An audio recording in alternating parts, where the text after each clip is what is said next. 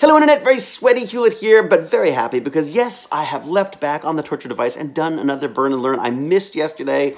This week is a bit up in the air because Jane is in Berlin at the Festival Berlinale, or whatever they say. I'm not sure they say it with a French accent, but you know.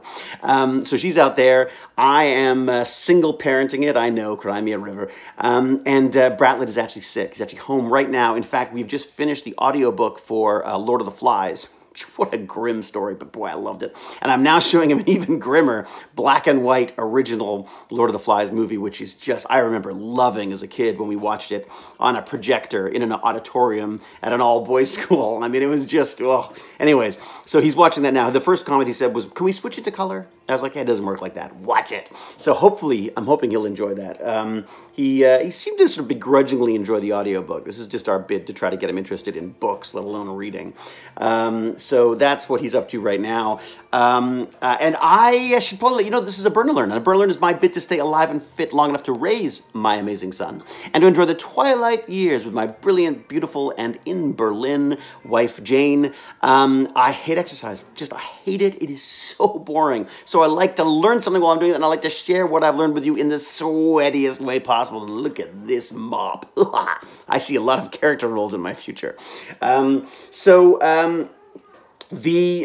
burn and learn, the learn portion of my burn and learn today was again surveillance capitalism, and it really touched on a few really interesting things. I thought it went sort of historically. It went back, and it talked about sort of the Spanish conquistadors and how they would go into an area and they would make a declaration and then they would attack and kill everybody, as basically all empires have done, you know, in the past and continue to do in many ways today. So just how they make this declaration, which they then use as the reason for what they're doing. So they make up a reality, or they force their view on the reality, and then they follow it up. They say, basically, you know, this land belongs to the queen, and so if you don't bow your knee to the queen, then you must be killed, and we're very sorry, but that's the way it has to be. And it's like, whoa, what?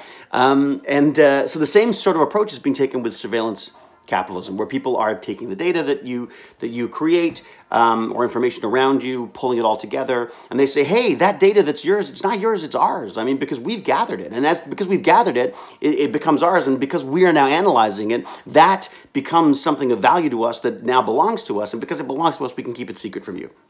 So it's kind of a neat sort of incursion into our privacy, and then how it sort of digs in and becomes like the norm, and how there's this constant push against the laws that don't exist yet, in the hopes that they can, well, basically, you know, ask for forgiveness later.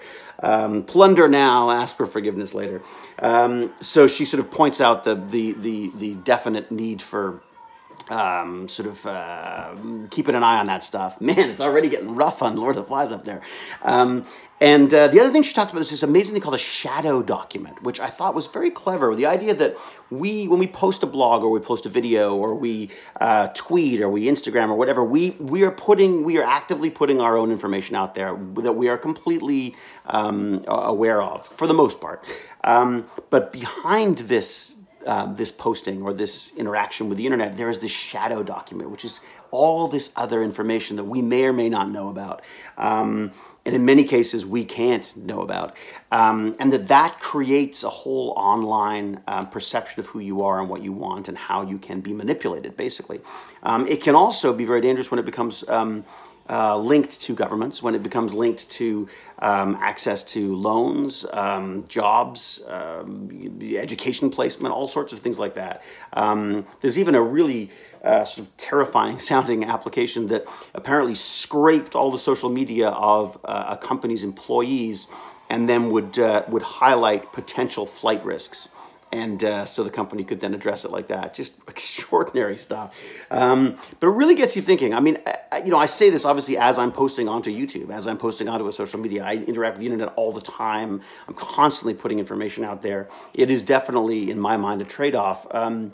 But I think it is important, like any technology, I like to pull it apart and see how it works. I think it's really important to see how this social media stuff and how this, surveillance capitalist, this making money off information about you and your activities online. It's just really important to know how this stuff works, and I'm thinking it may be something we want to add to our tech terror stuff, like a little digital literacy about how this stuff works. Speaking of which, fantastic meeting yesterday at Shaftesbury with my new best friends Jennifer and Charlie.